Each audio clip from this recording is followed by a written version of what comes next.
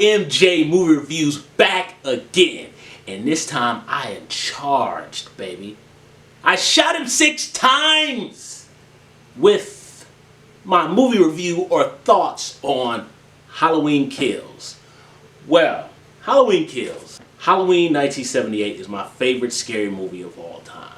And I've seen all the films. Actually, the first film I saw in the franchise was the original Halloween, and then I saw 3, then I saw 2. This was all before even Halloween 4 came out. And then I saw 4 on video when it first came to video, and I saw them all in order as they came out. I literally had no expectations for Halloween Kills at all. 0. I think at this point, the Halloween franchise is a business. You know, so for me, the film was what it was. Massive kills, carnage, gore.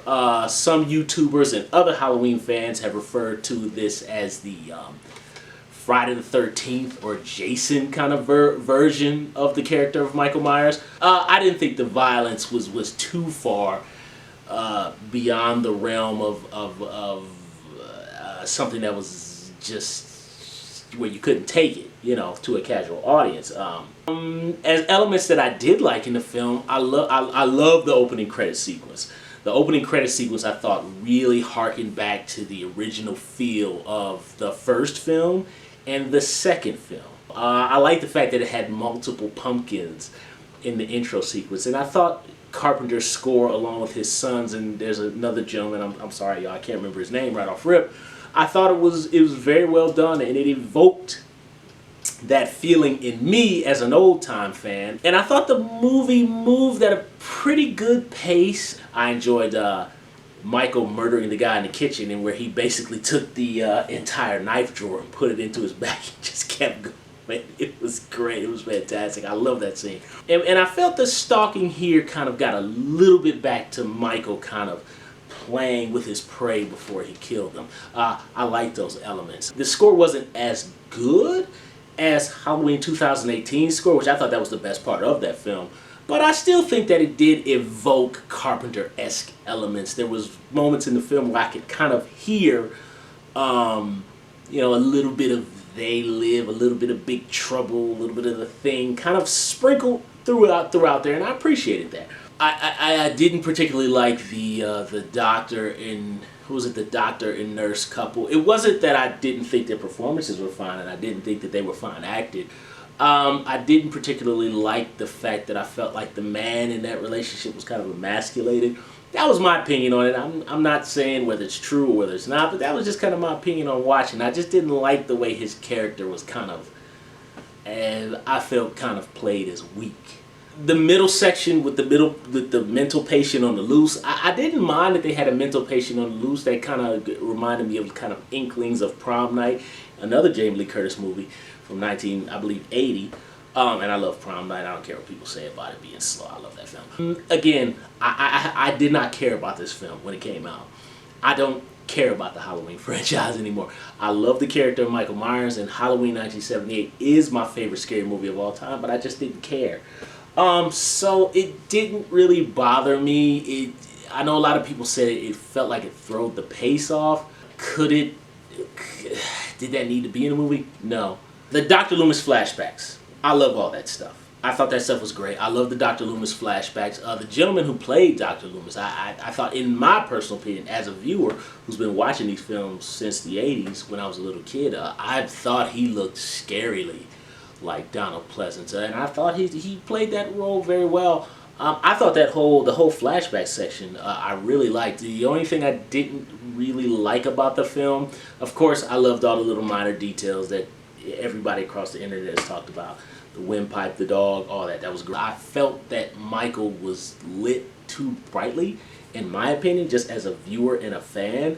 I thought the whole crux of the original 1978 film, and Halloween 2 was guilty of this too, 1981, was that Michael was too much in the forefront and too brightly lit. Whether they should make a whole Halloween movie that takes place in that time period, I think it would be fun. I'd be down to see a movie like that. It'll probably never happen, but I'd be cool to see it. But in the section with the couple, Big Bob and Little Bob, or whatever their names were, Again, I don't care. I don't care. Some people were saying it's woke or whatever. I just don't care because I know at this point the Halloween franchise is a business. So I'm just pretty much accepting whatever they throw at me on the screen. We're never going to get the seriousness, and I use that word lightly. We're never going to get performances in a movie that's played straight like Halloween 78 or Halloween 1981 or even Halloween 4. I thought the characters were played well. The gentleman, I can't remember what sketch comedy show he was from, but I thought he was good.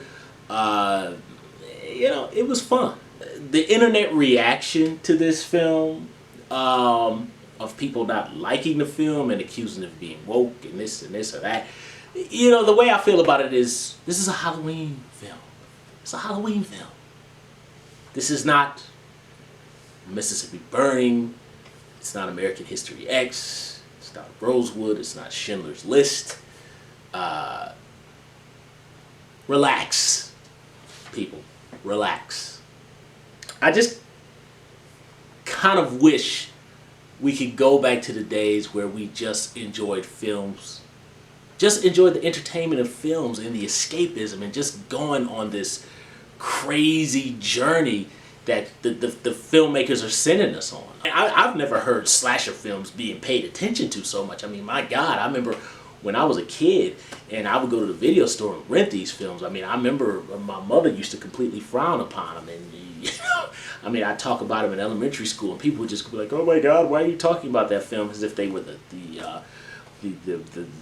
most horrible thing in society or things like that. So it's even funny to me that people are even saying things like woke in the message in a Halloween slasher film, because I can tell you, when I was renting Halloween 1 and Halloween 2 and Halloween 3 and Halloween 4 from Earl's video stores in the late 1980s, people were just looking at me like, oh, you're renting that? Now, where the franchise goes from here, I don't care. I don't care where it goes from here. I think the good old days of when horror was played straight, when it was kind of a little bit more careless and you can just enjoy the fun. And I don't care what people say about 80s horror films or even horror films from the 90s. There was a certain level of careless fun that those films had. And, I don't have any problem with putting a message in your films or anything like that, but I just kind of feel like let the message kind of come through the characterization and be subtle. Don't try to cram it down my throat and force upon me a certain way to think. I thought it was harmless fun. The message about the mob and the wokeness, I did not give a damn. I don't care. I don't care. And my advice to anybody else watching Halloween Ends coming up in next year or 2 years or whatever, or any other horror film, who cares? Live your life, enjoy yourself, have fun. This stuff is supposed to be fun. It's entertainment. Relax. Thumbs up the video, subscribe to my channel, and share the video, and leave your comments down below about my very late review to the spectacularly divided Halloween Kills. If you are upset about the divided reaction of Halloween Kills on the internet, and if you're woke and if you're not, why don't you just go ahead and watch The Bridges of Madison County? RMJ Movie Reviews. I will see you beautiful people very soon.